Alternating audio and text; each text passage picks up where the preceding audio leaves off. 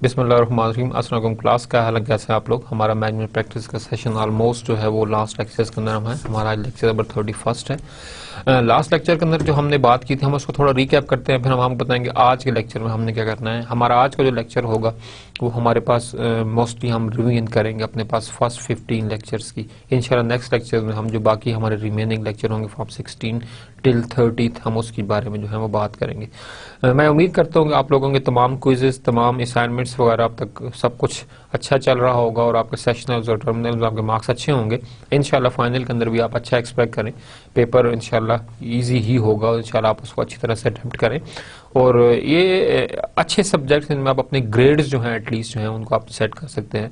तो I wish you good luck for your future and इंशाल्लाह terminal exam के लिए भी मेरी बेस्ट विशेस आपके लिए हैं। अल्लाह ताला आसानी फरमाए आपके लिए। हम अपने लास्ट लेक्चर को थोड़ा जो है वो रिकैप करते हैं। लास्ट लेक्चर में हमने जो बात की थी यहाँ उसको मैंने नहीं डाला। लास्ट लेक्चर के अंदर हमारा जो बात रहा हमारे पास था कि हाउ फर्म्स गो ग्लोबली। आप ग्लोबली किस तरह से खुद को मैनेज कर सकते हैं, ग्लोबल बिजनेस आपके पास क्या चीज़ है, और आप ग्लोबल के अंदर जो है अपने बिजनेस को जो है वो आउटसोर्स करना चाह रहे हैं। ग्लोबल आउटसोर्सिंग के ऊपर हमारा बहुत ज़्यादा फोकस रहा। हमने उसके बेनिफिट्स बताए आपको, हमने उसके डिसएडवांटेजेस आपको बताए। तो उसके साथ हमने फिर ये बात की कि यू आर गोइंग ग्लोबली, तो आपको जो है उस कंट्री की जो लीगल और पॉलिटिकल सिस्टम्स हैं उनके बारे में आपको इन्फॉर्मेशन होनी चाहिए। ठीक है, तो उनका स्टेबल होना बहुत ज़्यादा ज़रूरी है लीगल और पॉलिटिकल सिस्टम्स का आपके लिए। उसके साथ साथ हमारी ये आपके साथ आर्गुमेंटेशन रही कि किस तरह से जो है एक कंट्री का जो कल्चर जो है, नेशनल कल्चर जो है वो आपके ऑर्गेनाइजेशन कल्चर को जो है इफेक्ट कर सकता है। Organisation culture is something else and national culture is something else. हमने हॉस्पिट जो है उनका जो फ्रेमवर्क है उसके ऊपर हमने बात की। हमने 5 डिफरेंट डायमेंशंस आपको दिखाई। फिर हमने आपको कुछ कंट्रीज की जो है वो डिफरेंट एग्जांपल्स दी कि हमारे पास इंडिविजुअलिज्म जो है वो यूएसए में ज्यादा है, जबकि जापानीज जो है वो कलेक्टिविज्म की तरफ हमारे पास जो है कलेक्टिविज्म की तरफ वो ज्यादा जो है वो अप्रोच्ड हैं। तो डिफरेंट कंट्रीज डिफरेंट कल्चर्स हमारे पास हैं। हमारे पास वो डिस्कशन लास्ट लेक्चर की रही। हम आज के लेक्चर में जो बात करेंगे हमारा फोकस रहेगा कि जो फर्स्ट 15 लेक्चर्स के अंदर जो हमने इंपॉर्टेंट कंसेप्ट्स आपके साथ डिस्कस किए वो तमाम के तमाम जो इंपॉर्टेंट कंसेप्ट्स हैं उनको जो है हम आपके साथ लेकर चले यहाँ पर। तो जो हमारे पास लास्ट लेक्चर में हमने बात की वो तो हमारे पास समथिंग एंड था हमारा। अब हम थोड़ा सा इसको इनिशिएट करते हैं कि हमने फर्स्ट लेक्चर के अंदर क्या पढ़ा। फर्स्ट लेक्चर के अंदर हमारा जो बात थी हमने बात की हमारे पास मैनेजमेंट प्रैक्टिसेस की। तो मैनेजमेंट प्रैक्टिसेस जब हमने इनिशिएट किया अपने सब्जेक्ट तो उसमें हमने बात की हमारे पास की अचीविंग हाई परफॉर्मेंस। कि हमारे पास कुछ ऑर्गेनाइजेशंस होती हैं जो कि हाई परफॉर्मेंस की तरफ जो है ज्यादा आपके पास मोल्ड होती हैं। So what is how can you achieve the high performance in an organisation, उसको हम देखते हैं। Organization must provide a goods and services desired by its customer. Of course, most important thing किसी भी organization के लिए is to satisfy the needs and wants of a customer. आपका जो भी क्लाइंट है, आपका जो भी कस्टमर है, अगर आप उसके नीड्स और वांट्स को सेटिस्फाई नहीं करते तब तक आपका कस्टमर जो है वो कभी भी सेटिस्फाई नहीं होगा। And this is one of the key for the long term relationship कि आपके पास जो कस्टमर सेटिस्फेक्शन है ये one of the most important thing कि आप अपने क्लाइंट को जो है वो लॉन्ग टर्म में कहाँ तक लेकर चलते हैं साथ अपने। प्राइस के अंदर भी है, क्वालिटी के अंदर भी आपके पास है, डिफरेंट किस्म की आपके पास फैसिलिटेशंस हैं, गिफ्ट की फॉर्म में आप अपने कस्टमर को जो है वो डिलाइट कर सकते हैं।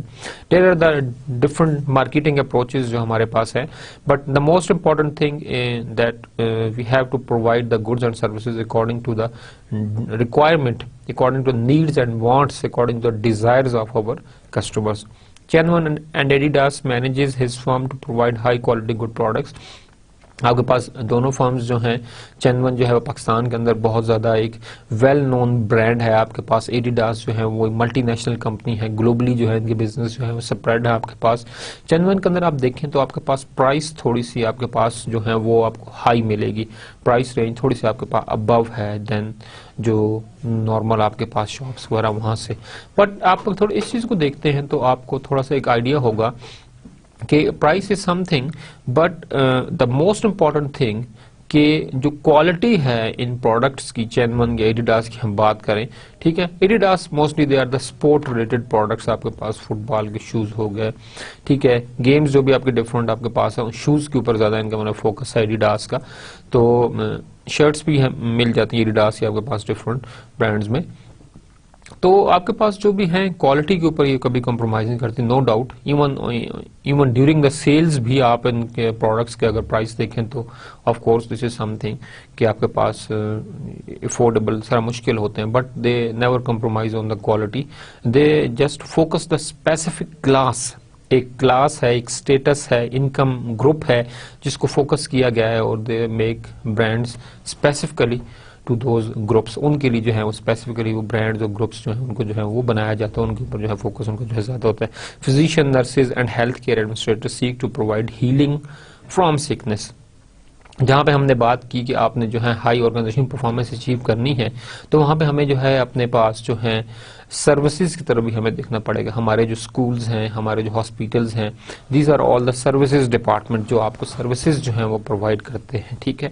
आप अगर नर्सेज को देखें, डॉक्टर्स को देखें, ठीक है, और कोई भी क्लिनिक आपके पास है, the main purpose is to facilitate the patient, ठीक है, to heal them from the sickness, ये जो मेन आपके पास है सर्विसेज के अंदर। लेकिन अगर आपके पास डॉक्टर्स या जो आपके पास फिजिशियंस हैं या जो हेल्थ केयर प्रैक्टिशनर्स हैं, एडमिनिस्ट्रेटर्स हेल्थ केयर, अगर वो आपके पास प्रॉपरली वेल ट्रेंड या एजुकेटेड या समथिंग हम उन्हें कह सकते हैं कि प्रोफेशनल नहीं होंगे, तो आपके पास चीज़ें जो हैं वो शायद कंट्रोल में नहीं होंगी। कस्टमर सेटिस्फेक्शन जो है वो आपके पास चीज़ें थोड़ी सी पीछे रह जाएंगी। यहाँ पर थोड़ी सी मैं एक चीज़ और आपके पास ऐड करना चाहूँगा कि आपके पास पाकिस्तान में थोड़ा सा क्राइटेरिया बाकी कंट्रीज थोड़ा सा डिफरेंट है पॉलिसी मैटर्स के हिसाब से भी।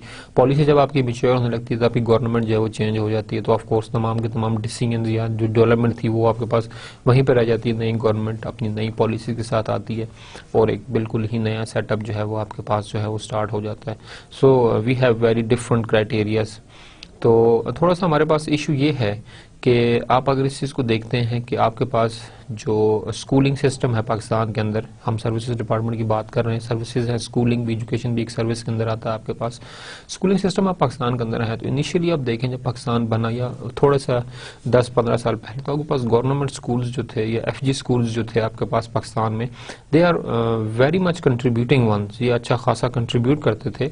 एंड प्राइवेट स्कूल की तरफ कोई जाता ही नहीं था, सबके सब लोग जो थे वो इस तरफ आते थे। बट नाउ अ डेज आप देखें तो आपके पास जो प्राइवेट स्कूलिंग है वो ज्यादा फोकस्ड है, लोग ज्यादा जो है वो प्राइवेट स्कूलिंग के ऊपर ज्यादा फोकस करते हैं बनिस्बत के आपके पास जो है गवर्नमेंट स्कूलों में आप ऑफ कोर्स जाएंगे। आपने एक चीज देखा कि आपके पास जो सोशल क्लास है, जो स्टेटस है, एक स्टेटस सिंबल, इनकम जो आपके पास कंट्री के अंदर एक समथिंग डिस्पैरिटी है, इनकम की जो डिस्ट्रीब्यूशन है टोटली अनइक्वल है वो आपके पास। तो आपके पास जो अमीर लोग थे उन्होंने क्या किया कि अपने लिए स्कूल सिस्टम भी डिफरेंट किए, ए लेवल, ओ लेवल, आपके पास Beacon house, this that, so many different schooling system आपके पास देखें आपके पास। And then comes towards the hospitals. Government hospitals एक वक्त में बहुत अच्छे थे बट आजकल nobody just ask about them, बिल्कुल ही हमारे पास चीज़ वो नहीं रही है। आपके पास गवर्नमेंट जो हॉस्पिटल्स है वहाँ पर वो चीज़ है ही नहीं, चीज़ें आपके पास बहुत ज़्यादा जो है वो चेंज हो गई हैं। तो गवर्नमेंट हॉस्पिटल्स और प्राइवेट हॉस्पिटल्स आपके पास ज़्यादा अच्छे मिलते हैं आपको, ठीक है, जबकि गवर्नमेंट हॉस्पिटल में आपके पास फैसिलिटीज़ आपको नज़र नहीं आती। एक चीज है जिस पे जो है वो एक इनकम, जो हाई इनकम क्लास है उसका कंट्रोल नहीं था, दीज आर द रोड्स, कि वो रोड्स अपने लिए एक अलग बनवा लेते हैं। आपके पास जीटी रोड है, मोटरवे है, for all, for everybody. At least एक चीज में आप खुश होंगे, आपके पास सर्विसेज के अंदर एक चीज ऐसी है जो कि जिसके ऊपर कंट्रोल नहीं है आपका इनकम ग्रुप का। अदरवाइज आप कुछ भी देखें आपके पास तो हाई क्लास ने अपने लिए अलग बनाया हुआ है और लो क्लास के लिए समथिंग एल्स है। But these are something which we have to do. Pakistan से हैं तो हमें ये चीजें चलानी होंगी। Let's see number. McDonald restaurant provide burgers, french fries and shake that people want to buy. Yes, you have to very much be observant and very much careful about the people, that what they want to buy. If you just make the product according to the desires of your customer, of course you have more and more customers. This thing is something achieving the high performance. Organizational performance is something, हम जब organizational performance की बात करेंगे तो we have to look at the two factors. First of all, efficiency. And second thing is called effectively, effectiveness कितनी है और efficient कितनी है आपके पास। So we should discuss these two concepts. Measures में ये हम दो डिस्कस हम कर चुके हैं, हम इसको थोड़ा रिवाइज करते हैं। Myers, how effectively and efficiently managers use resources to satisfy customers and achieve goals. आपने रिसोर्सेज जो हैं, ऑर्गेनाइजेशन रिसोर्सेज ऑलवेज जो हैं वो स्केर्स होते हैं, weather it is a financial resource, human resource, capital, labour, what ever it is, always scarce, बहुत limited आपके पास होते हैं, ठीक है आपके पास। तो ऑर्गेनाइजेशंस को जो हैं Myers, how effectively and efficiently manager use resources, resources कितने इफेक्टिवली एंड एफिशिएंसी जो है मैनेजर यूज करते हैं ताकि जो गोल्स हैं उनको जो है वो अचीव किया जा सके। Efficiency mean a measure of how well resources are used to achieve goal, how well resources are being used, ठीक है। And efficiency mean a measure of appropriateness of the goal chosen.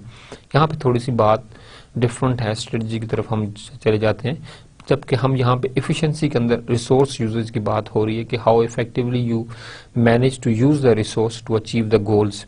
Usually managers must try to minimise the input of the resource to attain the same goal. आपके पास input को कोशिश किया जाता है कि हम किस तरह से रिड्यूस करें और जो ऑब्जेक्टिव है, जो गोल है, उसको हम किस तरह से जो है वो अचीव करें। यहाँ पर थोड़ी सी बात इस तरह से सेटअप हमारे पास बन रहा है कि हम अचीवमेंट तो चाह रहे हैं बट हम अपने इनपुट को जो है रिड्यूस करना चाह रहे हैं।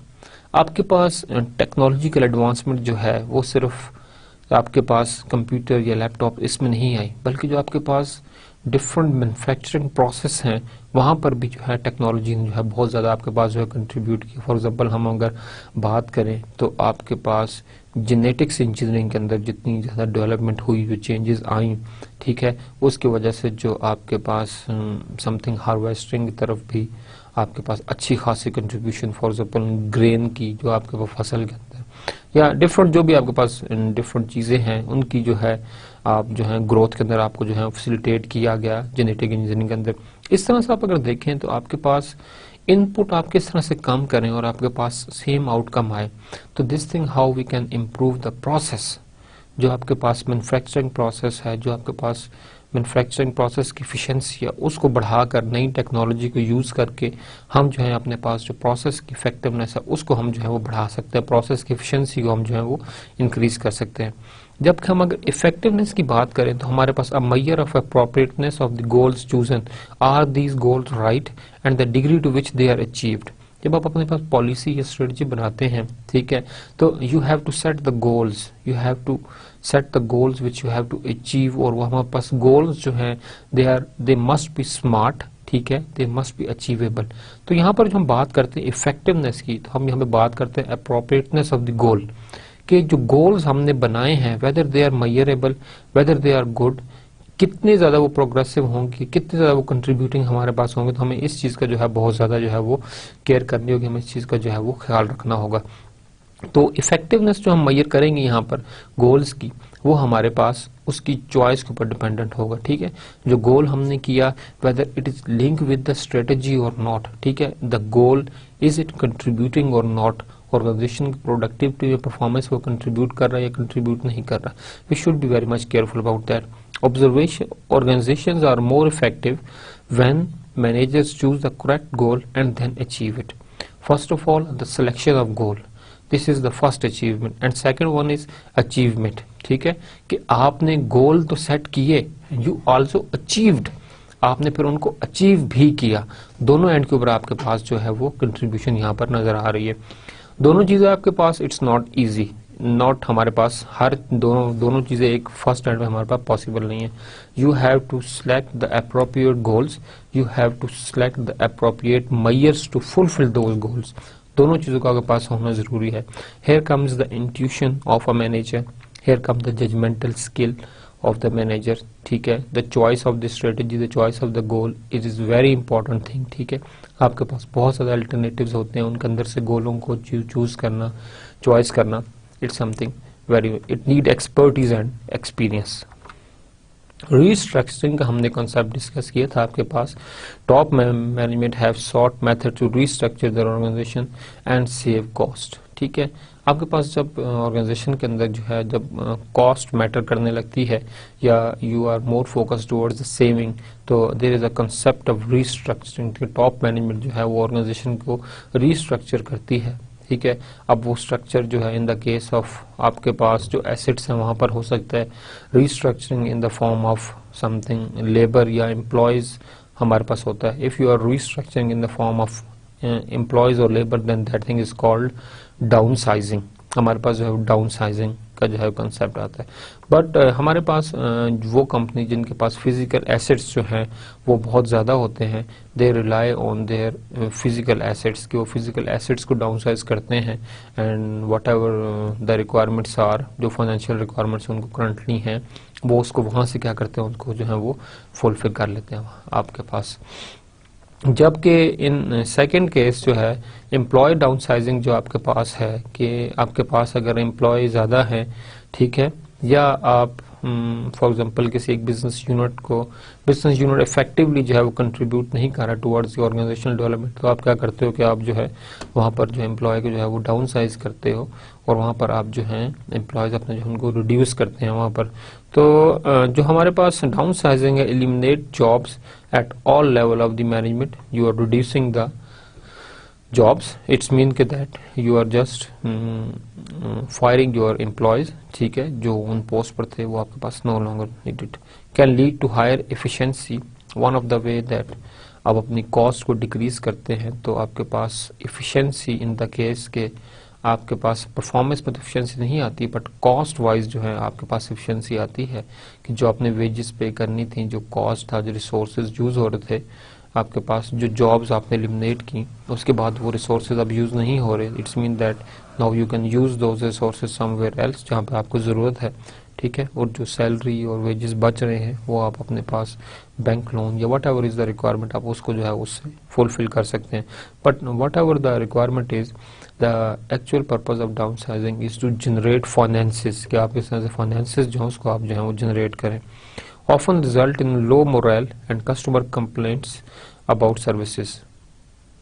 अब यहाँ पर डाउन साइजिंग तो आप करेंगे, जो आपकी करंट नीड है उसको भी आप जो है फुलफिल कर लेंगे, दैट मीन कि आपके पास जो है वो एम्प्लॉय बर्डन जो है वो कम हो गया, आपने फाइनेंसेस जनरेट भी किए हैं। ठीक है, बट जो एम्प्लॉय बच गए हैं व्हाट अबाउट देयर मोरल, उनका जो मोरल है, उनका जो लेवल ऑफ सेटिस्फेक्शन है वो जो है वो एकदम ड्रॉप हो जाएगा कि maybe we are the second one, maybe next is our turn, कि अगली बारी हमारी है, हमारे दोस्त हैं, अब हमें भी जो है वो निकाल दिया जाएगा। तो these are some sort of questions, ठीक है, which management must have to tackle and they have to answer. ठीक है, अगर जो आपके पास रिमेनिंग एम्प्लॉयज है उनका मोरल जो है वो डाउन है तो वो आपके पास प्रोग्रेसिवली परफॉर्म कैसे करेंगे, ठीक है, वो प्रोडक्टिव किस तरह से होंगे। So these are few consideration जिसको जो है जहन में रखना जो है वो बहुत ज़्यादा ज़रूरी है आपके पास। And moreover the customer complaints about the services, आपके पास जो सर्विस के ऊपर जो कस्टमर कंप्लेंट्स हैं वो आपके पास जो है वो बहुत ज़्यादा बढ़ जाएंगी। So this thing should also be considered answerable, इस चीज़ को भी जो है वो थोड़ा सा आंसर करना ज़रूरी है। जब आपके पास एम्प्लॉयज़ कम हो जाएंगे तो आपके पास जो सर्विस क्वालिटी है वो भी आपके पास ऑफकोर्स इनिशियली जो है वो ज़रूर ड्रॉप होगी, तो इस चीज़ को भी कैटर करें। These are one of the these are two drawbacks. First of all आपके पास लो मोरल, ठीक है, जो आपके पास एम्प्लॉय रह गए हैं, एंड कस्टमर कंप्लेंट्स। फिर उसके बाद हमने जो बात की थी, हमारा फोकस रहा आपके पास मैनेजरियल रोल्स के ऊपर। Being a manager you have to take the decisions in the organization and you also have to allocate the resources, you have to make the strategy, you have to motivate the employees, you have to act as a leader. There are so many roles you have to play. आपने organisation के अंदर बहुत से roles जो हैं play करने होते हैं, and each and every role is somehow very much contributing. Of course हर चीज़ के अंदर जो है वो मैनेजमेंट जो है आपके पास ज़रूरी है। तो हमने मिर्चबर्ग के जो है प्रिंसिपल उसको हमने डिस्क्राइब किया था। Our role is a set of specific task a person perform because of its position they hold. आपके पास जो अथॉरिटी है, जो पोजीशन आपको दी गई है, उस पोजीशन के मुताबिक you have to play some important roles. आपको जो है कुछ रोल्स जो हैं वो प्ले करने हैं, ठीक है। अब यहाँ पर इम्पोर्टेंट चीज ये है कि जो आपका जो अथॉरिटी है, जो भी आपके पास एक इस वक्त डिजिग्नेशन है, उसके मुताबिक आपसे जो है कुछ काम जो है वो भी आपसे जो है वो डिमांड किए जाएंगे। जी, these are my requirements something, वो आपको जो है फुलफिल हर हाल में जो है वो करने होंगे। तो जब आप इस तरह की बात करेंगे, हमारे पास जब डिमांड आपके पास बढ़ेंगी तो उन डिमांड्स के साथ आपके पास क्या होगा कि अकाउंटेबिलिटी भी जो आपके पास बढ़ जाएगी। फॉर एग्जांपल, आपको किसी चीज के लिए कहा गया जी you are now production manager from today, तो जब आपके प्रोडक्शन मैनेजर के आपको कोई पोस्ट दे दी गई तो उसके साथ आपके ऊपर कुछ रिस्पॉन्सिबिलिटी भी जो है वो भी डाल दी गई। इट्स मीन के now you are more responsible. आपने देखा कि जितना इंसान ऊपर जाता है उसके ऊपर जो रिस्पॉन्सिबिलिटी है वो बढ़ा दी जाती है, because you are more experience now, ठीक है। अपने एक्सपीरियंस के बेस पर आप डिसीजन ले सकते हैं, आप फैसिलिटेट कर सकते हैं, ठीक है। आप डिफरेंट काइंड ऑफ कॉन्फ्लिक्ट्स को इजीली मैनेज और रिजॉल्व कर सकते हैं अपनी ऑर्गेनाइजेशन के अंदर। सो चीज़ों को जो है चीज़ें जो है आपके पास टाइम के साथ बदलती हैं, बट हमारा फोकस क्या चल रहा है, जब आपके पास पावर या अथॉरिटी दी जाती है तो उसके बाद जो है आपकी अकाउंटेबिलिटी भी होती है, ठीक है। अथॉरिटी देने का मकसद बिल्कुल नहीं that you are not accountable, you can exercise this power everywhere, ऐसा कुछ भी आपके पास नहीं होता। You have to exercise the power but you must be accountable for that. जो कुछ भी आप करेंगे यू आर अकाउंटेबल, ठीक है, कि आपने उसकी जो है अकाउंटेबिलिटी भी देनी है, कि उसका आपने जो है वो आप हिसाब किताब भी देना है भी किस तरह से आपने उस पावर को यूज किया। So this is all about के सेट ऑफ रोल्स आपके पास है, you have to perform different task because of the position you hold. Roles are directed inside as well as outside of the organisation. जो role आपको दिए जाएंगे being a manager, वो आपके पास इनसाइड द ऑर्गेनाइजेशन, कि आपके पास एम्प्लॉय को motivate करना, एम्प्लॉय का रिवॉर्ड सिस्टम उसको हैंडल करना, एम्प्लॉय की परफॉर्मेंस को जज करना, ठीक है। इसके बाद आपके पास जो है एम्प्लॉय रिलेशनशिप मैनेज करना, ये आपके पास इनसाइड द ऑर्गेनाइजेशंस जो आपने डिफरेंट टास्क, उनमें से कुछ मैंने बताया आपके साथ शेयर किए। Outside the organisation you have to make something, you have to maintain good relationship with your customer, with your supplier, with your distributors। ये आपके पास आउटसाइड एनवायरनमेंट के फैक्टर्स, इनको आपने देखना है। You have to provide timely feedback to the customer complaints, ये आपके पास एक और इम्पोर्टेंट इशू जिनको आपने जो है वो देखना होता है आपके पास कि किस तरह से आप इसको मैनेज करेंगे। So there are different things जो आप जो है एक मैनेजर जो है वो रोल्स प्ले करता है। बट जो हमने रोल्स के अंदर हमने जो 3 मेजर रोल्स हमने डिस्कस किए थे, these were the interpersonal role, कि आपने जो है वो एम्प्लॉयज के दरमियान में जो है वो कोऑर्डिनेशन, ठीक है, ऑर्गेनाइजेशन, टास्क असाइनमेंट, ये चीज़ आपके पास इंटरपर्सनल रोल आपने प्ले करना होता है। Secondly, being a manager you have to disseminate the information, that is the informational role. You have to disseminate the information, आपने जो है इंफॉर्मेशन जो है वो आपने स्प्रेड करनी होती है, ठीक है, आपने इंफॉर्मेशन देनी होती है। अपने पास जो भी डिफरेंट एम्प्लॉयज हैं उनको आपने इंफॉर्मेशन देनी होती है, ठीक है। अगर आप टाइमली इंफॉर्मेशन देंगे और एक्यूरेट इंफॉर्मेशन देंगे तो that thing is much more productive towards the organisational performance. ये दोनों चीज़ें आपके पास जो है ऑर्गेनाइजेशन की प्रोडक्टिविटी को इन्हांस करने में बहुत ज़्यादा जो है वो कंट्रीब्यूट आपके पास करेंगी। इन्फॉर्मेशन जो हमारे पास 1 वे प्रोसेस नहीं है, इन्फॉर्मेशन हमारे पास 2 वे प्रोसेस है। आप जब इन्फॉर्मेशन देते हैं about the organisation goals, about the organisation objectives, ठीक है, अबाउट सम टास्क, ठीक है, अबाउट द रिस्पॉन्सिबिलिटीज, आप इन्फॉर्मेशन शेयर करते हैं। आपकी जब आप इन्फॉर्मेशन शेयर करेंगे तो in response to that information आपके पास क्या होगा कि जो क्लाइंट है, जो आपका एम्प्लॉयज हैं, वो आपके साथ इन्फॉर्मेशन शेयर करेंगे। कि फॉर एग्जांपल आपने कोई स्ट्रेटजी बनाई, कोई डिसीजन लिया, आपने शेयर किया, तो employees just share their experience with this that okay we are agree with this strategy but these are the requirements जो इस स्ट्रेटजी के लिए जरूरी है। Maybe that thing not came into the managers mind, उनके mind में ना आई हो, बट जब एम्प्लॉयज ने वो चीज़ शेयर की तो मैनेजर ने जो है एटलीस्ट सम इनिशिएटिव्स लेकर वो रिसोर्सेज जो है उनके लिए जो है उनको उसने रेडी किया। तो आपके पास वो प्रोडक्ट, वो एक टास्क स्टार्ट होता तब वो प्रॉब्लम्स आते तो पहले ही उस चीज़ को जो है एड्रेस कर लेंगे। So this is one of the benefit of the information sharing. तो आप जो है इंफॉर्मेशन बीइंग अ मैनेजर सिर्फ इंफॉर्मेशन दे नहीं, बल्कि you also rely on the information of your something employees, इसको आप टू वे प्रोसेस बनाएं।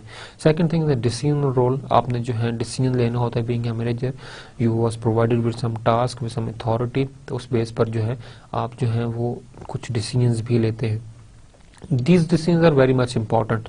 आपके पास जब तक अथॉरिटी नहीं दी जाएगी, डिसीजन का रोल नहीं दिया जाएगा, तो of course some sort of issues रहेंगे आपके पास। तो जो डिसीजनल रोल है ये बहुत ज़्यादा इंपॉर्टेंट है। इट मस्ट बी फेयर, हमारे पास जो भी डिसीजन ले जाए वो बाइज ना हो, वो आपके पास जो है वो फेयर डिसीजंस हों।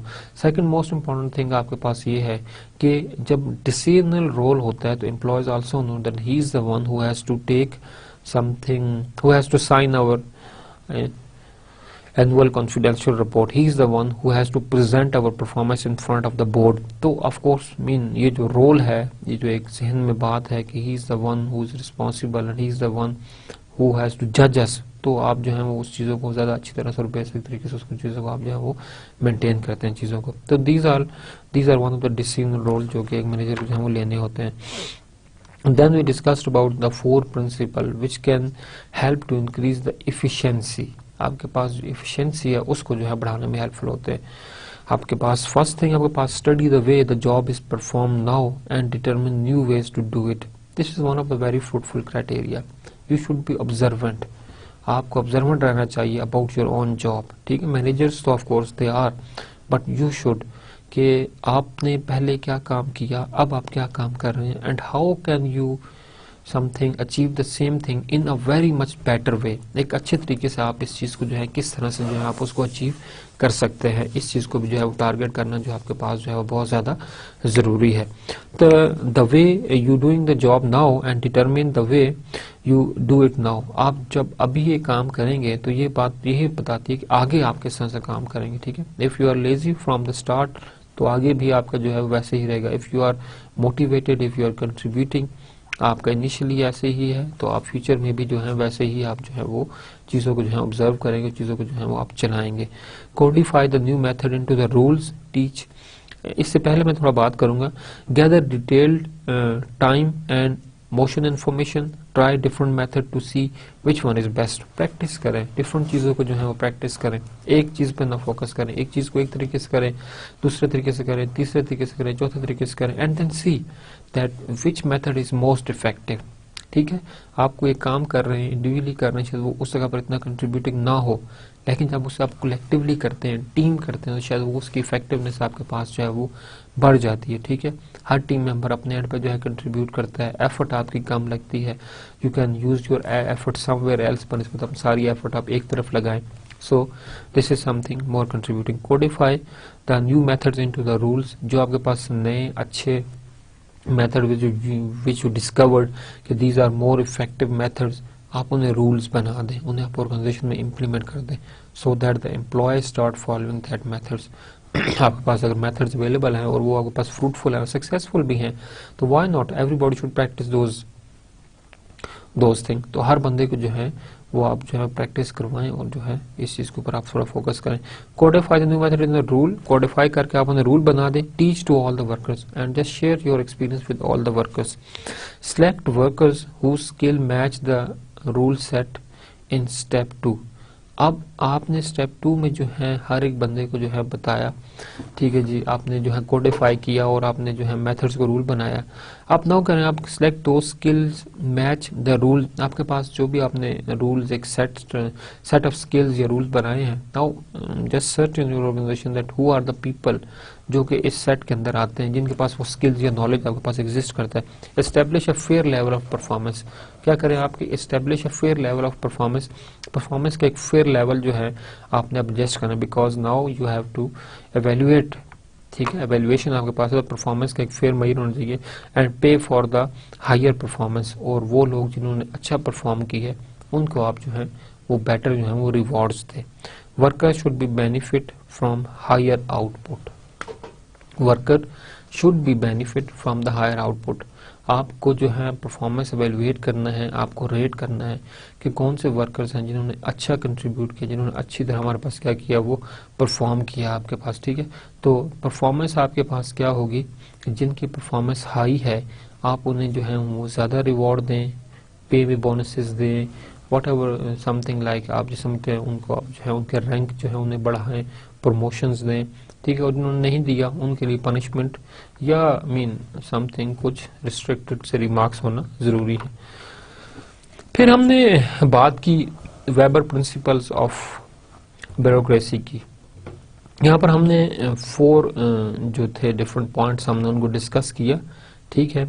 ब्यूरोक्रेसी हमारे पास एक ऑर्गेनाइजेशन का इंटरनल सेटअप होता है जिसको ऑर्गेनाइजेशन जो है वो मेंटेन रखती है, ठीक है। ऑर्गेनाइजेशन इंटरनल पॉलिटिक्स भी हम कह सकते हैं। अब bureaucracy should have, these are the 4 components which bureaucracy should have. The first thing, clearly specified hierarchy of the authority. This thing is very much important कि आपके पास ऑर्गेनाइजेशन के अंदर जो है क्लियर जो है वो हायरार्की या स्पैन ऑफ कंट्रोल जिसे हम कह सकते हैं वो आपके पास डिफाइन होना जरूरी है। Specified hierarchy of the authority, जो अथॉरिटी आपके पास है उसकी एक हायरार्की जो है उसका होना बहुत जरूरी है। Who is the vice president, who is answer to whom, ठीक है, who is responsible for whom, ठीक है, from where the resources will come, ठीक है, who will manage the resources. तो आपके पास जो अथॉरिटी जिस बंदे की है और जो उसकी अथॉरिटी के स्पैन है कि who is responsible to him, वो उसे क्लियर होना चाहिए और जो बंदे हैं उनको भी क्लियर होना चाहिए। दिस इज समथिंग कि अगर आपके पास ये चीज नहीं है, क्लियर आपके पास हायरार्की सिस्टम नहीं है, या यू डोंट नो दैट कि आपके पास जो हायरार्की ऑफ अथॉरिटी है वो कहाँ से कहाँ पर है, हु इज ऑथोराइज, ठीक है, और हु कैन पनिश हुम, कौन किसको पनिश कर सकता है आपके पास, ये चीजें बहुत ज्यादा क्लियर आपके पास होंगी तो चीजें आपके पास बहुत ज्यादा जो है वो आसान आपके पास हो जाएंगी। इस आप देखें अपने पास एक ऑर्गेनाइजेशन के अंदर आपके पास first of all board of directors होते हैं, ठीक है, एक कॉर्पोरेट लेवल है, फिर आपका बिजनेस लेवल है, वहाँ आपके पास डिफरेंट प्रोडक्ट्स मैनेजर्स होते हैं, फिर आपके पास फंक्शनल यूनिट्स हैं जो कि उन प्रोडक्ट्स के अंदर फंक्शनल मैनेजर्स हैं जो कि आगे आपके पास एक्टिविटी जनरेट करके जो है वर्कर से काम लेते हैं। तो आपके पास डिफरेंट हायरार्की है। इस हायरार्की विच में ये हायरार्की बहुत अच्छी तरह से क्लियर बताती है कि जो फंक्शनल यूनिट वाले हैं दे आर रिस्पॉन्सिबल, ठीक है, for each and everything and they have to report their progress to the business level managers, और बिजनेस लेवल मैनेजर्स ने रिपोर्ट करनी है their progress to the something corporate level managers. तो हमारे पास जो हायरार्की है ये एक सेटअप बनाती है, एक सीक्वेंस बनाती है कि हु कैन रिस्पॉन्सिबल, ठीक है, who is responsible and to whom he is responsible and who is responsible to manage the resources. इस तरह आपके पास जो एक्टिविटीज हैं, जो टास्क स्पेसिफिक हैं, वो भी आपके पास अथॉरिटी की जो आपके पास एक फेयर डिस्ट्रीब्यूशन है उससे वो सब कुछ आपके पास आसान होता है। तो हम कह सकते हैं कि एक वेल मैनेज्ड, ठीक है, एक्टिविटी जो है वो जनरेट की जा सकती है अगर आप इस तरह से अपने पास अथॉरिटी जो है उसके जो है कंट्रोल प्रॉपर्ली सेटअप बनाए। तो second most important thing is selection and evaluation system that rewards employ fairly and equitably.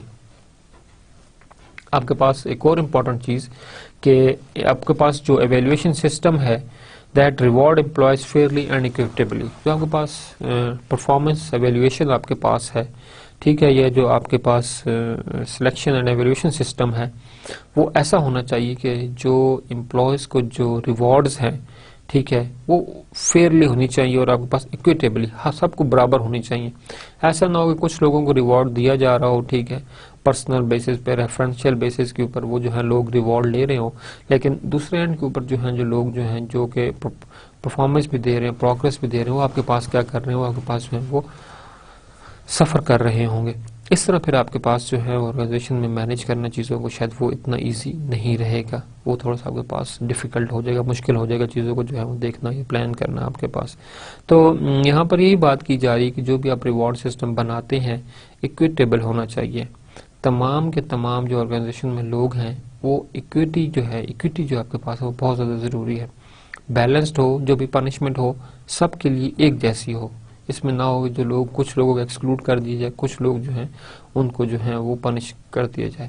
इस तरह से रिवॉर्ड के अंदर भी जो है जो लोग डायरेक्टर के ज़्यादा करीब हैं, जो लोग आपके पास जो हैं मैनेजर्स के ज़्यादा करीब हैं, उनको जो है रिवॉर्ड कर दिया जाए, और जो दूसरे हैं जो कंट्रीब्यूट कर रहे हैं बट मतलब कि वो डायरेक्टर के रेफरेंशियल नहीं है तो उनको आप क्या करेंगे, उनको आप दूर कर दें। तो बाइसनेस जो आपके पास नहीं होनी चाहिए, जो भी सिस्टम आपके पास हो फेयर हो, बाइस जो है सिस्टम आपके पास जो है वो एक्सेप्टेबल नहीं है आपके पास ब्यूरोक्रेसी के अंदर।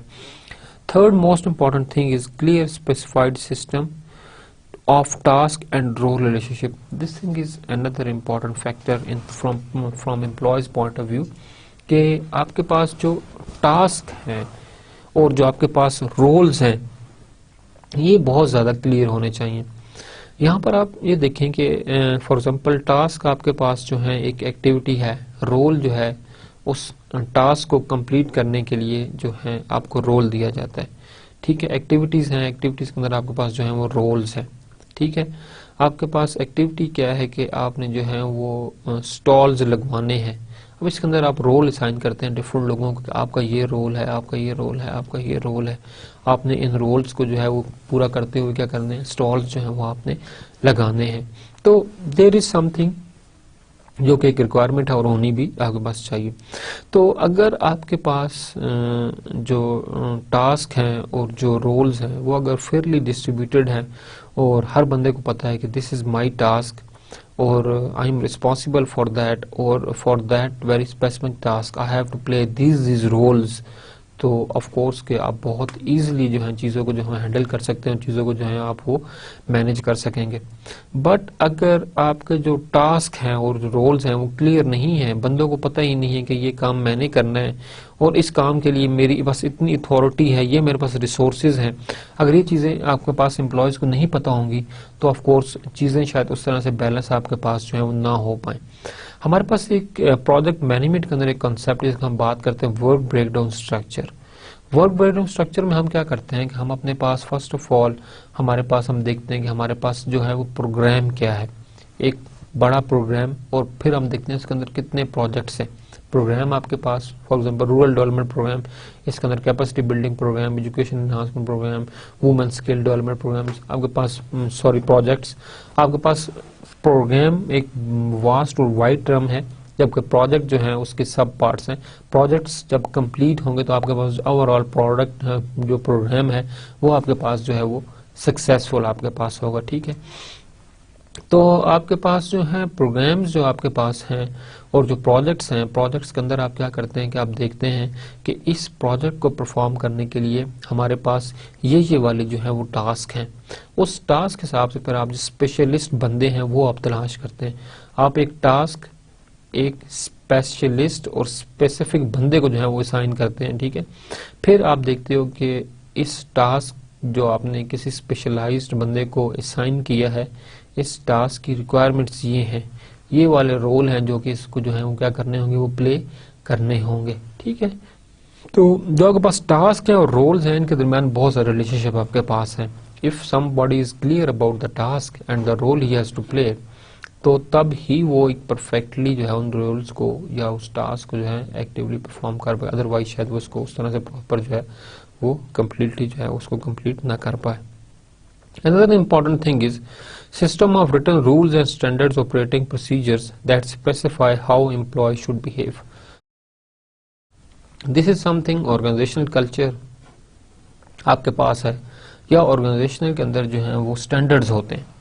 कोई भी एक्टिविटी होती है या कोई भी एक ऑर्गेनाइजेशन हम बात करें तो वहाँ पे एक सेट ऑफ नॉर्म्स होते हैं, एक कुछ ऑपरेटिंग प्रोसीजर्स आपके पास होते हैं, स्टैंडर्ड्स होते हैं जो आपने फॉलो करने होते हैं, जिनको आपको हर हाल में जो है वो फोकस करना होगा। उनके बगैर उनके ऊपर आप जो है वो कम्प्रोमाइज़ नहीं करते। ये स्टैंडर्ड्स बहुत ज़्यादा आपके पास कंट्रीब्यूट करते हैं किसी भी ऑर्गेनाइजेशन के अंदर। ठीक है, और किसी भी जगह पर आप कहें तो आपके पास वो कंट्रीब्यूटिंग फैक्टर्स होंगे। आपके पास स्टैंडर्ड्स क्यों बनाए जाते हैं? क्योंकि जो ऑर्गेनाइजेशंस हैं, हर ऑर्गेनाइजेशन का अपना एक कल्चर है और वो एक स्टैंडर्ड बनाती है कि हमारे ये आउटकम है, ये हमारा विजन है, ये हमारा मिशन है और उसको अचीव करने के लिए हमें ये जो है एक रोड मैप जो है वो फॉलो करना है। वो जो रोड मैप आपने फॉलो करना होता है उसके लिए ज़रूरी है कि आप जो है स्टैंडर्ड्स जो हैं वो फॉलो करें। फिर हमने बात की अपने पास कंटीजेंसी थ्योरी की। कंटीजेंसी थ्योरी में हमने बात कहा there is no best way to organize organizational structure depend on the environment in which an organization operate. Of course आपके पास इंटरनल एनवायरनमेंट एक्सटर्नल एनवायरनमेंट है, दोनों एनवायरनमेंट का जो है आपको फोकस जो है वो करना पड़ता है और देखना पड़ता है कि आप कहाँ पर जो है कंट्रीब्यूट कर रहे हैं। First of all you have to look at the characteristics of the environment, then you have to determine the design of an organization structure and control system. Once you are done with the characteristics of the environment, फिर आप अपने organisation को क्या करते हैं, determine करते हैं the design of an organization structure. जो ऑर्गेनाइजेशन स्ट्रक्चर उसका डिजाइन क्या है and what are the different types of the control system in organization, वो जो है आपको देखने होंगे। तो जो आपके पास डिफरेंट ऑर्गेनाइजेशन स्ट्रक्चर्स हैं और जो डिजाइन जो कंट्रोल सिस्टम्स हैं, उनमें हमारे पास organisation is stable, organisation in stable environment choose a mechanism a mechanistic structure, for example centralised authority, vertical communication flow, ठीक है। हमारे पास जो है control through the strict rules and procedures, कि हमारे पास एक डिजाइन है ऑर्गेनाइजेशन के स्ट्रक्चर का। Organization in the changing environments, ठीक है। चूज एन ऑर्गेनिक स्ट्रक्चर, जो हमने ऊपर बात की वो हमारे पास स्टेबल एनवायरनमेंट के अंदर है, ठीक है। फॉर एग्जांपल लैब्स आपकी होगी, जो ऑर्गेनाइजेशंस आउटसाइड में काम करती हैं वहाँ उनको एक्सटर्नल फैक्टर्स को जो है देखना पड़ता है, लैब में आप चीज़ों को कंट्रोल कर लेते हैं। जब हमारे पास आएगी बात ऑर्गेनिक स्ट्रक्चर की, तो यहाँ हम बात करेंगे डिसेंट्रलाइज्ड अथॉरिटी की, हॉरिजॉन्टल कम्युनिकेशन फ्लो की, क्रॉस डेवलपमेंटल कॉरपोरेशन की। ये हमारे पास तीन चीज़ें जिनको आप जो है वो देखते हैं। फिर इसके बाद हमारा फोकस रहा जी की एक्सटर्नल फैक्टर्स के ऊपर।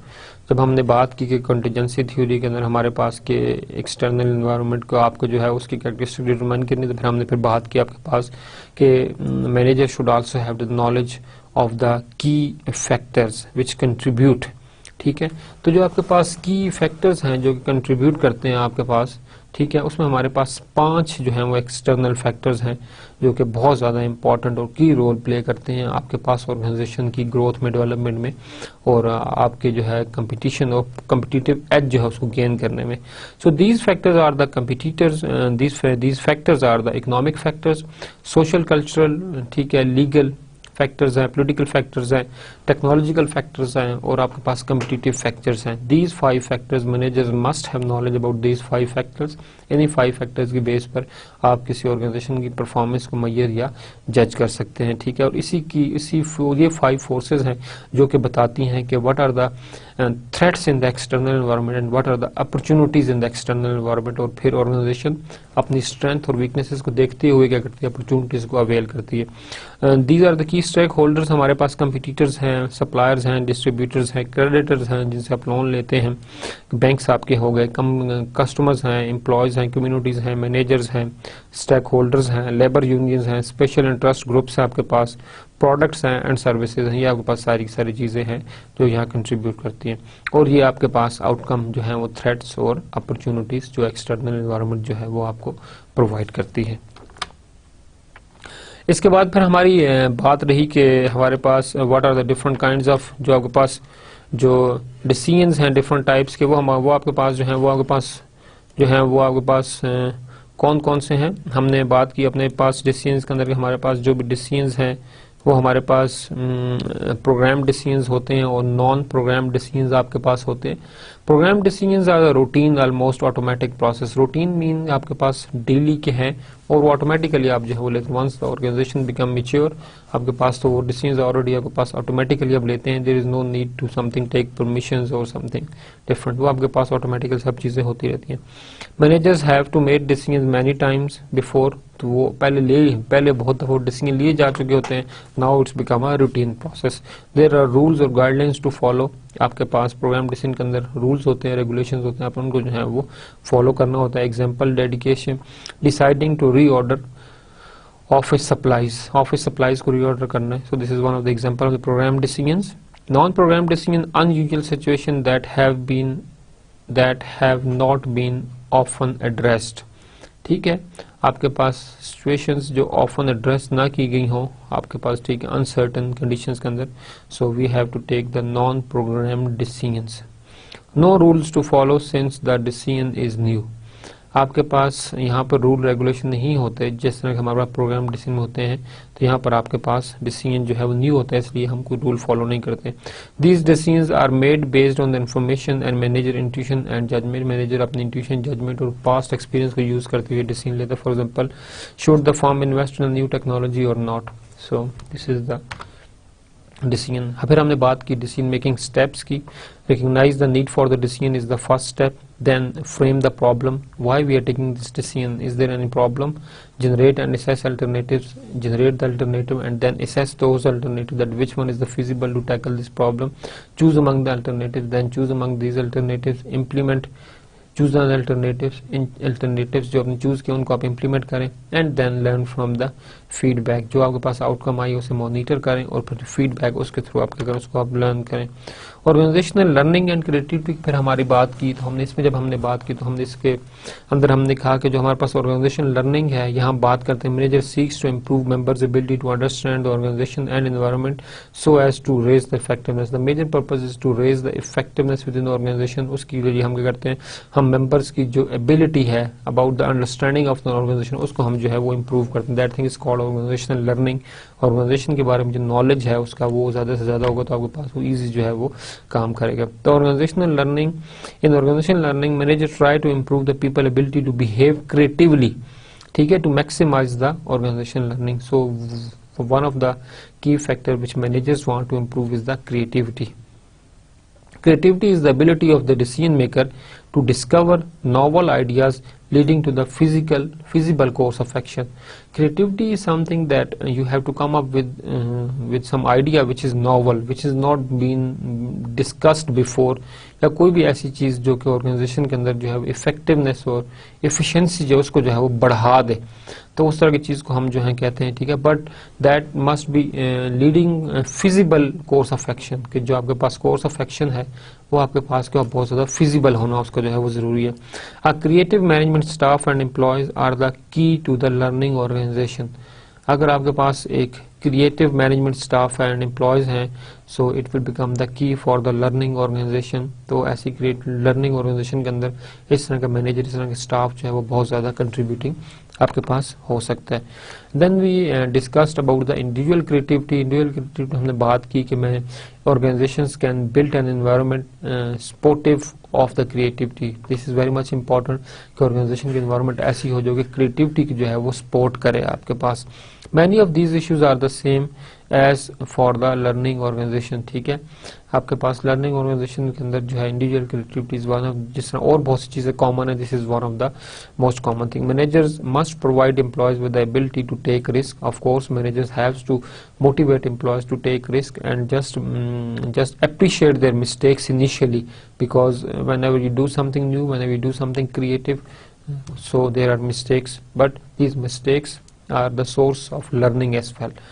So if the people take risk, they will occasionally fail, but again they will, inshallah, they will be passed, but just try to learn them something.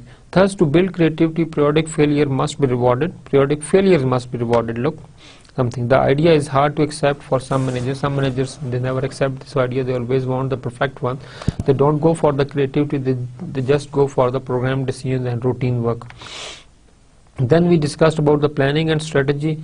And planning means identify and selecting appropriate goals and course of action of an organization. Of course, planning is the first phase आपके पास, जिसमें हम appropriate goal and course of action design करते हैं कि manager ने जो अपना mission achieve करना है, जो विजन अचीव करना है, उसके लिए हम अपने पास जो है वो एक रोड मैप जो है सेट करते हैं।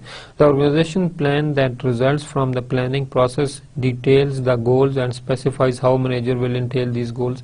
आपके पास जो प्लानिंग प्रोसेस है, यहाँ पे जो मैनेजर्स हैं वो अपनी स्ट्रेटजी की डिटेल, गोल्स की detail, short term long term objectives, उनकी डिटेल्स जो हैं वो शेयर करते हैं। These details are for the employees that how they are going to implement the strategy, ठीक है, और उसके आउटकम और फीडबैक किस तरह होगा, उस तमाम प्रोसेस उसके बारे में शेयर किया जाता है। स्ट्रेटजी जो हमारे पास है, it is a cluster of decision about what goals to pursue, ठीक है, what actions to take and how to use resources to achieve goals. हमारे पास जो भी goals हैं, आपके पास जो भी resources हैं, ठीक है, जो भी बता दिए गए हैं, now you have to devise a strategy, ठीक है, you are just provided with the task, this is the task, that how now you are going to complete that task, this is your own strategy, this is your own something way, आपका अपना एक action है, एक आपका अपना तरीकाकार है जिस तरह आप उस चीज को जो है वो एक अचीव करते हैं। So a cluster of decision, this is not a single decision, there are a lot of decisions involved, ठीक है, to fulfill the objective, about what goals to pursue, what actions to take and how to use resources to achieve the organizational goals. ये आपके पास one of the thing. हमने अपने पास strategy और planning की बात की, इसके बाद हमने बात की थी अपने पास के 3 stages of the planning process, कि जो आपके पास प्लानिंग प्रोसेस में आपके पास जो है मेन 3 फेजेस हैं, 3 स्टेजेस आपके पास। इनमें जो हमारे पास फर्स्ट स्टेज है उसमें बात करते हैं determining the organization mission and goals. First of all हम ये पता चाहिए कि ऑर्गेनाइजेशन का मिशन क्या है, ऑर्गेनाइजेशन का गोल्स क्या है, ठीक है। विजन आपके पास क्या है ऑर्गेनाइजेशन का, ये फर्स्ट स्टेप आपके पास। First you are clear with your mission, first you are clear with your goal, then the second step is to formulate the strategy. अब आप गोल्स के मुताबिक आप क्या करें, आप स्ट्रेटजी जो है फॉर्मुलेट करें, analyse current situation and develop strategies, और स्ट्रेटजीज उनको जो है आप डेवलप करें। Then you should implement the strategy, allocate resources and responsibilities to achieve strategies. Another thing in this that you have to monitor the strategies now. जो आपने implement किया है उसको monitor करें, take the corrective measures, learn from the mistakes and just provide feedback to the client और customer. ये आपके पास important चीज़ है। फिर हमने बात की कि why planning is important। हमारे पास जो है कुछ मैनेजमेंट के अंदर ये चीज़ भी डिस्कस हुई कि some of the time managers they don't plan, ठीक है, mostly they focus on the management by objective and they don't plan. Why they don't plan, there are so many reasons कि हमारे पास क्यों नहीं मैनेजर्स प्लान करते, ठीक है। But we are discuss, you can take from your notes कि हमने क्यों ये बात डिस्कस किया, कौन से वो रीजंस हैं। But here our topic is why planning is important, ठीक है। Planning determine where organization is now and where it be in the future. Vision और मिशन दोनों जो है आपके यहाँ से डिसाइड होते हैं। गुड प्लानिंग प्रोवाइड्स आपके पास participation, all managers are involve in setting the goals future. यहाँ पर पार्टिसिपेशन जो है वो बॉटम टिल टॉप, आप खुद जो है सीईओज डिसाइड नहीं करते, बल्कि जो आपके पास दूसरे मैनेजमेंट के यूनिट्स हैं उनको भी जो है पार्टिसिपेशन का जो है वो चांस दिया जाता है। Sense of direction and purpose, आप sense of direction as well as purpose दोनों चीजें जो है इसके अंदर आप जो है वो शेयर करते हैं। Planning set goals and strategies for all the managers. Coordination, planning provide all part of the firms with understanding about how their system fit with the whole.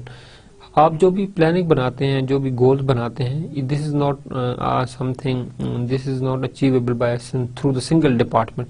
You have to involve each and every department, so the integration and coordination among the department ये जो है आपको लेकर चलती है कि आपने किस तरह से चीज़ों को जो है वो हैंडल करना, उनको आपने चलाना है। Control, plan specify who is in charge of completion a goal. Plan जो है वो स्पेसिफाई करता है कि आपके पास गोल जो है किसने जो है वो करने। So control is one of the authority, जो आप लोगों को देते हो जब टास्क देते हैं तो आप उनको अथॉरिटी जो है वो शेयर करते हैं। Then we discussed about the vertical integration, that what is meant by the vertical integration. Vertical integration की importance क्या थी कि when the firm is doing well, managers can add more value by producing its own output or distributing its own products. आपके पास फिर हमने बात की थी backward integration, backward vertical integration की, और हमने कहा था बैकवर्ड और दोनों ही बैकवर्ड इंटीग्रेशन है। This is the same slide which has been pasted, ठीक है। आपके पास जो है बैकवर्ड वर्टिकल इंटीग्रेशन हमारे पास क्या है कि फर्म्स जो हैं they produce their own inputs. जहाँ आपके पास रॉ मटेरियल है आप वो खुद प्रोड्यूस करें। It's mean that you want to get rid from the suppliers. Supplier से आप जो है जहाँ छुड़ाना चाहते हैं और अपने जो है प्रोडक्ट्स को आप खुद जो है वो मैनेज करना चाहते हैं और आप बनाना चाहते हैं। For example McDonald grow its own potato can lower the cost of the supplies. Of course आपके जो सप्लाईज की कॉस्ट है वो आपके पास कम, but this is advised it कि आपके पास if you have the resources, you have the capital, you have the human resource, you should manage your own suppliers. Goals for the successful goals for the successful functional strategies. First of all, functional strategies के लिए successful goals क्या हो सकते हैं? Maintain superior efficiency, the measure of the output from a given unit of the input. Of course, input कितनी थी और output कितनी आई? Maintain superior quality product that reliable, do the job they were designed for, ठीक है। आप product की reliability देखें कितनी है।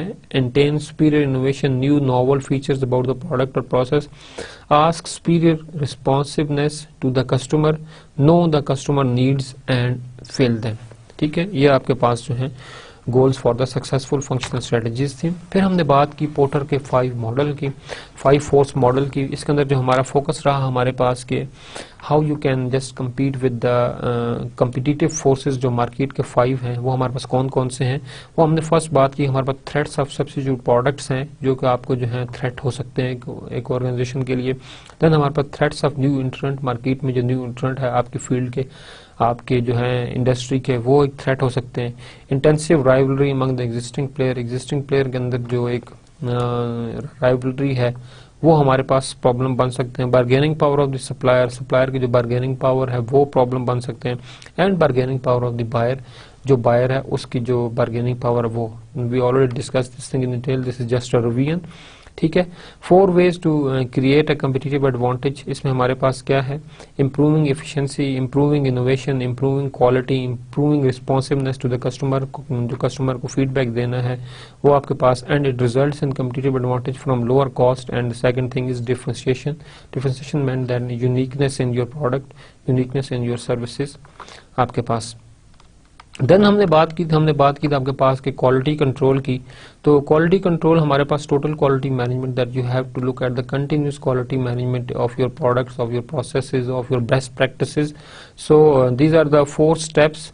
Identify what customer wants from the goods or services that the company provides. First of all, you just look at the needs of the client, identify what companies actually provides with customer, and then look at these are the customer need and what the company is actually providing. Then identify the gap that exists between what customer want and what they get. This is called a quality gap.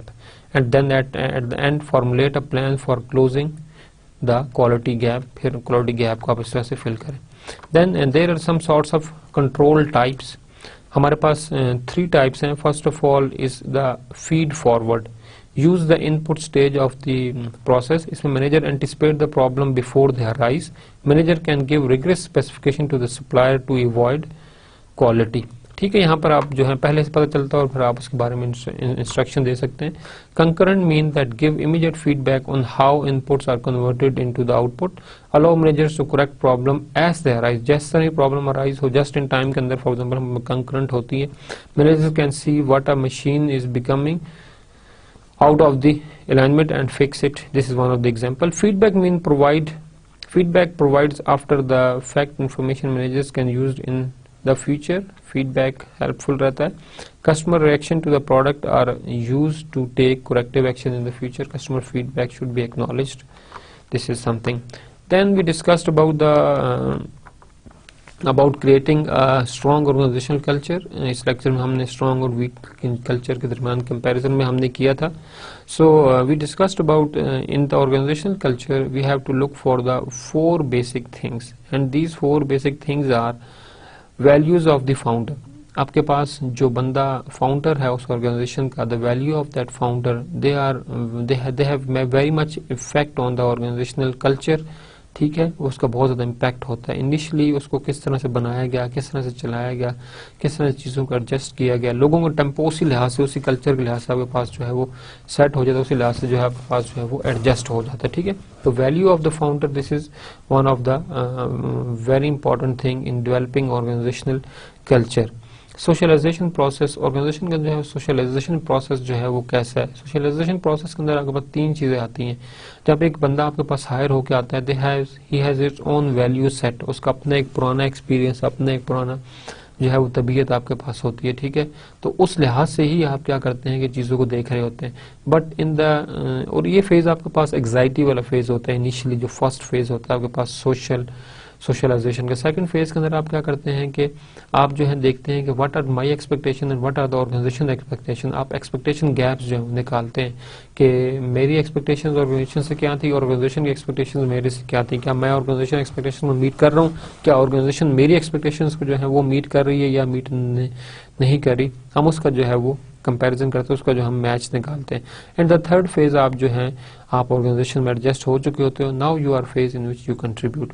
तो आपके पास जो socialisation के 3 steps हैं, ये जब हो जाते हैं complete, then you become a satisfying और अनसेटिस्फाइंग मीन एम्प्लॉय, या आप जो जॉब कमिटमेंट आपके पास है, ये टर्नओवर है, ये आप यहाँ पर आपका डिसाइड करते हो जब आपके पास तीनों फेजेस जो है सोशलाइजेशन प्रोसेस की गुजर जाती हैं। Then other important thing is the ceremony and rites. जो ऑर्गेनाइजेशन के अंदर डिफरेंट सेरेमनीज होती हैं, जो राइट्स होती हैं, जो आपके पास प्रीवियस अचीवमेंट्स हैं, जो सक्सेस स्टोरीज हैं, उनको जो है सेलिब्रेट करना, ताकि जो नए एम्प्लॉय को पता चले कि these are our success stories, so the organization is expecting something same from us as well. तो ये चीज़ें आपके पास जो है बहुत ज़्यादा कंट्रीब्यूट करती हैं। देन स्टोरीज एंड लैंग्वेजेस, ठीक है, लैंग्वेज, बॉडी लैंग्वेज, ऑर्गेनाइजेशन के अंदर जो है स्पेसिफिक वर्ड्स का यूज़ होना, ये चीज़ें जो है बहुत ज़्यादा मोटिवेट करती है एक एम्प्लॉय को कि वो किस तरह से जो है कंट्रीब्यूट करे अपने पास टुवर्ड्स ऑर्गेनाइजेशनल डेवलपमेंट। इंशाल्लाह इन नेक्स्ट लेक्चर के अंदर जो हम बात करेंगे, हम अपने जो 16 to 30 लेक्चर्स हैं उनको हम रिवाइज करेंगे। So the next lecture will be our last lecture, इस सब्जेक्ट में हमारा नेक्स्ट लेक्चर जो है वो लास्ट लेक्चर होगा. सो इंशाल्लाह see you in the next lecture. For today lecture, thank you very much. अस्सलामु अलैकुम व रहमतुल्लाहि व बरकातुहू.